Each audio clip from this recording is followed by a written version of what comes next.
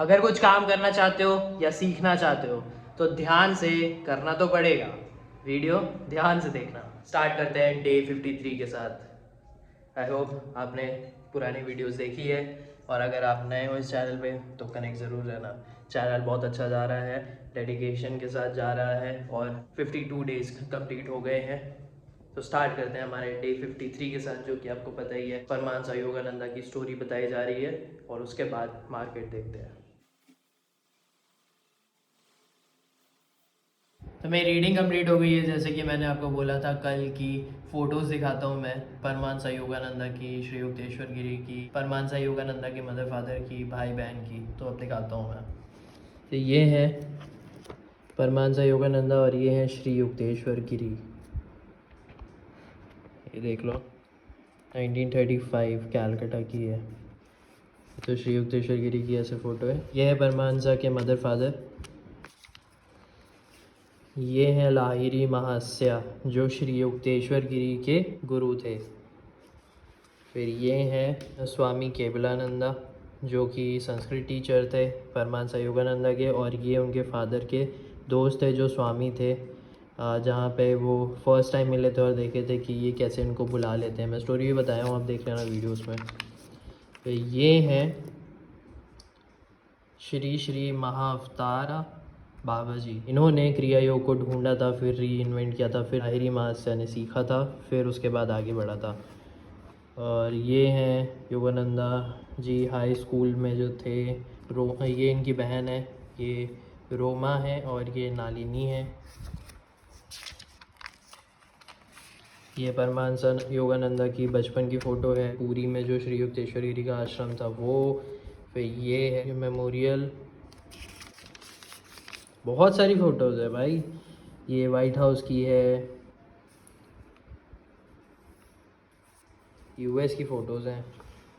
ये हैं नागेंद्र नाथ बहादुरी, इनकी भी लेविटेटिंग सेंट। ये हैं ब्लिसफुल डेविटी, मास्टर महास्या। फिर है फिर रांची का आश्रम। अभी बताता हूँ मैं स्टोरी एक। ये अमेरिका का है। ये अमेरिका में जो ओपन किया था ना, ये वाला सेल्फ रियलाइजेशन फेलोशिप, वो है। फिर ये है ऑडिटोरियम का, जहाँ पे आई थिंक लेक्चर दिया गया था। फिर ये श्री युक्तेश्वर गिरी के आश्रम का सर रामपुरे वाला। बहुत सारी है भाई फ़ोटोज़, आप पॉज करके देख लेना। ये जहाँ पे मंदिर था, ब्रदर इन लॉ को जहाँ पर लेके गए थे। और इंडियन एम्बेसडर है यूएस में, तो वो मिले थे जस्ट 3 दिन पहले, जब श्री परमांसा योगानंदा की डेथ होने वाली थी, इससे पहले। अब मैं आपको स्टोरी बताता हूँ। फिर श्री युक्तेश्वर गिरी जो है वो परमांसा योगानंदा को बहुत सारी चीज़ें समझाते रहते हैं, योगा से रिलेटेड, योगिक टेक्निक से रिलेटेड, और बहुत सारी चीज़ें जो क्रिया योग करती हैं, जो तुम्हारे दिमाग को, तुम्हारे जो सोल को, उसको शांत करती है, और बॉडी और माइंड को अलग करती है। मतलब जो तुम्हारी बॉडी है ना, वो मास्टर नहीं है, जो तुम्हारा सोल है वो मास्टर है। तुम्हारा सोल ही एम्परर है, जो बॉडी है उसका। अब उसके बाद फिर सब चीज़ क्रिया योग से रिलेटेड सब चीज़ बातें होती हैं, जैसे आपने फ़ोटोज़ देखा वो सब भी है। एंड उसके बाद फिर परमांसा योगानंदा आश्रम खोलते हैं रांची में। वहाँ पर ज़्यादा बच्चे नहीं रहते, लेकिन वो उन्हें वही सिखाते रहते हैं, बॉडी और माइंड से रिलेटेड। एंड वही मेन चीज़ रहती है कि जो सोल रहता है, जो माइंड रहता है ना, वो ज़्यादा पावरफुल रहता है बॉडी से। उसके बाद फिर वो एक और जगह पे देखते हैं जहाँ पर वो सिखा सकते हैं, वो रहता है बिहार में, एक जगह रहती है वहाँ पर। उसके बाद ना परमांसा योगानंदा के छोटे भाई हैं, वो भी उन्हें ज्वाइन करते हैं, एंड वो ना यूएस साइड पे भी जाते हैं, वो सब प्रचार करने को इसका। एंड वहाँ के लोग ये देखकर अमेज़ हो जाते हैं कि जो माइंड है वो ज़्यादा पावरफुल रहता है ओवर बॉडी। उसके बाद परमांसा योगानंदा के फादर विज़िट करते हैं रांची के आश्रम में, एंड वो देख कर बोलते हैं कि मैं बहुत ज़्यादा खुश हूँ ये काम कर रहे हो, क्योंकि अगर तुम रेलवे में रहते तो वहाँ पर कुछ, मतलब इतना जॉय नहीं मिल पाता। And it is very good. और उसके बाद ना जब वो ओपन करते रहते हैं ना, तो श्री युक्तेश्वर गिरी को यही बोलते हैं कि मुझे और ज़्यादा स्प्रेड करना है चीज़ों को। अब बाकी की स्टोरी जब मैं पढ़ूंगा तब मैं बताऊंगा। अभी मार्केट ओपन होने में थोड़ा सा टाइम बचा हुआ है, फिर मैं आपको बताता हूँ कि क्या रहा मार्केट में, क्योंकि कल तो फॉल हुआ था, आज क्या होता है बताता हूँ। तो अभी मार्केट में कुछ ऐसा सीन है कि काफ़ी ज़्यादा गैप डाउन ओपन किया, उसके बाद फिर फॉल दिखाया, बट यहाँ से एक सपोर्ट ले लिया, उसके बाद फिर ये ऊपर गया। अभी भी कंसोलिडेशन कर रहा है, फॉल होने का था लेकिन फिर यहाँ पे ट्राई कर रहा है। अब देखते हैं कि क्या होता है। फ़िलहाल के लिए बस एक ट्रेड हुआ है, अभी देखते हैं नेक्स्ट ट्रेड के लिए वेट कर रहा हूँ मैं। से एक मैंने नहीं लिया और एक और, ये बस एक थॉट था लेने का, बट ये सिर्फ देखा जा रहा था, बट यहाँ पे एक छूटा। बाकी ठीक है, ट्रेड हुआ है। बाकी ये देखता हूँ कि और कोई ट्रेड मिलता है तो, क्योंकि दिमाग में बहुत सारी चीज़ें चल रही हैं एंड बिकॉज ऑफ डैट बहुत ज़्यादा लग रहा है कि अभी रिस्क लेकर ट्रेड करने पड़ेंगे। भले ही जा रहे हैं चीज़ें तो जाएंगी, बट करना पड़ेगा। तो इसीलिए अभी बताता हूँ मैं, अगर और कोई ट्रेड होता है तो। अभी 10:42 हो रहा है, आगे कुछ होता है तो मैं बताऊँगा। 11:53 हो रहा है, मार्केट जो है वो यहाँ पे कंसोलिडेशन किया। ये जो मैंने लाइन बनाई है ना, उससे बहुत सही कैंडल दिया भाई। ये वाली 70 पॉइंट की कैंडल थी अप्रॉक्स वो, और इतना वॉलेटाइल था ना वो। उसके बाद फिर कुछ नहीं, यहाँ पे एक ट्रेड लिया गया था बट ये मेरे अगेंस्ट चला गया। अब ये वापस जा रहा है ये नीचे, तो ये मेरे को अब पॉइंट दे दे रहा है, लेकिन हम एग्ज़िट कर चुके हैं। तो फ़िलहाल 2 ट्रेड हो गए हैं एंड बस कुछ नहीं, आज का दिन ख़त्म होता है। बस अब थोड़ा आराम करेंगे और फिर खाना खाएंगे, फिर आपको बताता हूँ। मार्केट बंद हो जाएगा तब उसके बाद मैं बताता हूँ कि क्या रहा मार्केट का हाल। तो मार्केट ख़त्म हो चुका है, तो मैं बता देता हूँ कि क्या हुआ है। मेरा एक ट्रेड यहाँ पे डिपॉजिट चला गया था ये, क्योंकि यहाँ पे ट्राई कर रहा था नीचे आने का, एंड मैं भी सोचा नीचे आ सकता है एक ऊपर जाने के बाद, तो मैंने लिया था। एंड फिर वो ट्राई करते रह गया, बट यहाँ से बाइंग आके ऊपर ही गया, लेकिन ये रेजिस्टेंस ही था। और एक बार ऊपर जाने के बाद फिर से फेल होके नीचे आया, तो पूरा कंसोलिडेशन ही हुआ उसके बाद, और फिर यहाँ पे सपोर्ट ले लिया है जहाँ पे एक और सपोर्ट ट्रेंड लाइन थी। अब कल देखते हैं कि क्या होता है। कल फ्राइडे रहेगा और इस हफ्ते का लास्ट ट्रेडिंग डे रहेगा। बाकी अगर यहाँ पे कंसोलिडेशन हुआ तो यहाँ पे ट्राई कर सकता है, नीचे भी आ सकता है, लेकिन सपोर्ट रहेगा, और ऊपर जाने पे यहाँ पे रेजिस्टेंस है ही। तो अब 5 साढ़े 5 बजे मैं वॉक या एक्सरसाइज करूँगा, उसके बाद बताता हूँ आपको कि क्या ऑडियो बुक सुना है या फिर कुछ बातचीत करने को होगा तो बताऊँगा ज़रूर। स्टार्ट करते हैं हमारे वॉक के साथ। थोड़ा सा लेट हो गया, एक पार्सल आया था तो वो देख रहा था, तो स्टार्ट करते हैं। तो वॉक रहेगा और उसके बाद वर्कआउट रहेगा। आज बाइसेप्स का है, तो वॉक करते हैं, ऑडियो बुक सुनते हैं और बताते हैं आपको। ध्यान से काम करना बहुत ज़्यादा इम्पोर्टेंट है, एंड जो भी डेडिकेटेड आदमी है उसे तो मालूम ही होगा कि बिना डिस्ट्रैक्शन के काम करना कितना ज़्यादा इम्पोर्टेंट है और कितना ज़्यादा डिफ़िकल्ट है, क्योंकि डिस्ट्रैक्शंस बहुत ज़्यादा आते हैं। चलो बात करते हैं डिस्ट्रैक्शंस की। फ़ोन का डिस्ट्रैक्शन हो गया, हर 5-5 मिनट में देखना, 10 मिनट में देखना, कोई नोटिफिकेशन आ जाना। सोशल मीडिया का एडिक्शन हो गया कि ये डाल दिया है, चलो रील्स हो गए भाई, बहुत ज़्यादा एडिक्टिव हो गए हैं। शॉर्ट्स हो गए, कोई बुला लिया, घर में हो तो घर से बुला लिए काम करने के लिए, कोई दोस्त आ गया, कोई दोस्त पूछ रहा है कि चलें क्या, हमारा कुछ और प्लान था कुछ काम करने का, बट आ गया काम से तो उसमें जाना हो गया।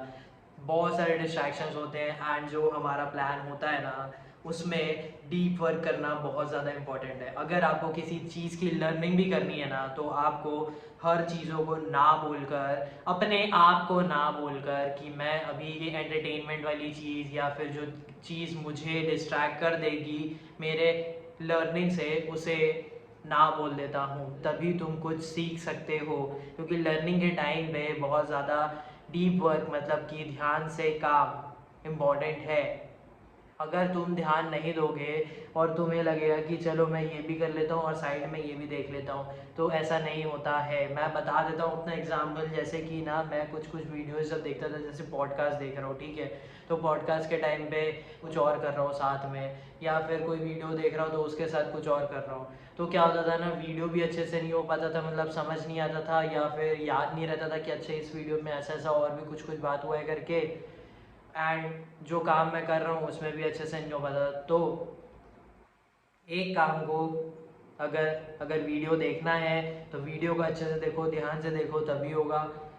एंड अगर कोई दूसरा काम करना है तो उसे काम करो, तभी वो अच्छे से होगा। तो यही है डीप वर्क, ध्यान से काम करो तभी तुम लर्न कर सकते हो। जीवन पूरा डिस्ट्रैक्शन से भरा है एंड उसमें हमें एक डिसिप्लिन रखना पड़ता है, उसके बाद एक डेडिकेशन रखना पड़ता है, फोकस रखना पड़ता है। जैसे कि मैंने आपको बताया है, self discipline with goal, self discipline with work, self discipline with time. Time बहुत ज़्यादा इंपॉर्टेंट है और तुम्हें अगर ध्यान से काम करना है तो तुम्हें अपना टाइम भी मैनेज करना पड़ेगा। तुम्हें लोगों को मना कर देना पड़ेगा, डिस्ट्रैक्शंस को, अपने आप को मना कर देना पड़ेगा कि कुछ भी हो मैं यहाँ से नहीं हिलूंगा, मैं काम करूँगा बस।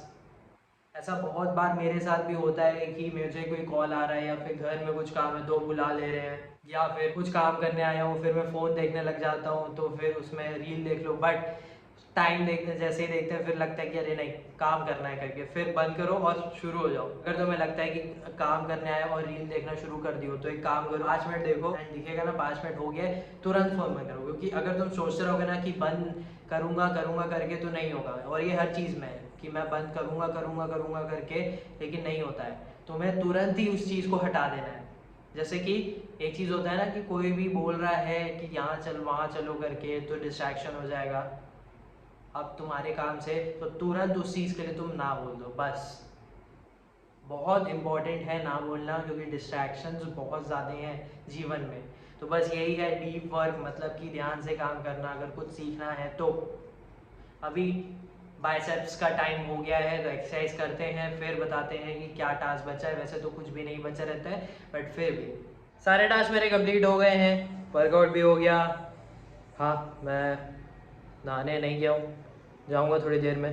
तो अभी बस यही बताना था कि सारे टास्क मेरे कंप्लीट हो गए डे 53 के, और अब जाकर कुछ और काम करेंगे। फ़िलहाल के लिए आज का डे यही था। टास्क में ट्रेड हुए हैं, 2 ट्रेड लिए गए थे आज, उसके बाद फिर आज आराम भी किया गया। अभी फास्ट के टाइम पे थोड़ी एनर्जी डाउन लग रही है। तो बस यही था। और याद रखना कि अगर तुमको सीखना है ना तो सेल्फ डिसिप्लिन तो रखना ही पड़ेगा, और फोकस भी रखना ही पड़ेगा उसके साथ, और टाइम मैनेज करना ही पड़ेगा उसके साथ, और डीप वर्क मतलब कि ध्यान से काम करना पड़ेगा। तभी जो सीखना चाहते हो ना वो सीख जाओगे, क्योंकि उसमें लर्निंग चलते रहेगी। मतलब वो एक सीख गए हो तो फिर वो चेंज नहीं होती, वो चेंज होती रहती है, तो उसमें तुम सीखते रहोगे फिर। बट ये है कि अगर तुम्हें स्टार्ट करना है या फिर सीखना है ना तो ध्यान से तुम्हें काम करना पड़ेगा, और कोई चारा नहीं है अगर तुम्हें सही में सीखना है तो। देखो ट्रेडिंग का भी एक चीज़ बताता हूँ कि सीख सकते हो तुम ट्रेडिंग खुद से, बट ये है कि उसमें थोड़ा टाइम लगता है। जैसे कि मैं कर रहा हूँ, टाइम लग रहा है बट मैं कर रहा हूँ। लोग ट्यूटर के पास जा रहे हैं, कोचिंग ले रहे हैं, जो कोर्सेज़ ले रहे हैं ना, वो यही चीज़ है कि वो उनसे सीख रहे हैं कि कहाँ एंट्री लेनी है, क्या करना है। उनको उतना टाइम नहीं लगेगा कि ये सपोर्ट रेजिस्टेंस होता है, ये इंडिकेटर यूज़ करने हैं, ये ऐसा काम करना है, ये मैं ट्रेड यहाँ नहीं लूँगा, ऐसा वैसा वाला।